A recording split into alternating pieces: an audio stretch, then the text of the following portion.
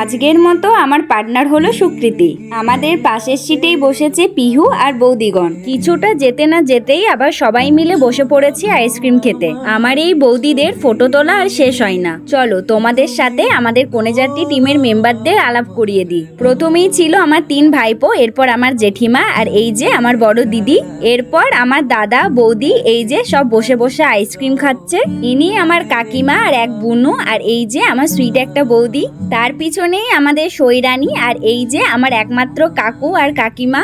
এরপর আমার জামাইবাবু, আর জামাইবাবুর পাশে সৃজা। ওদের পিছনেই বসেছে আমার মা, মাসি আর বাবা।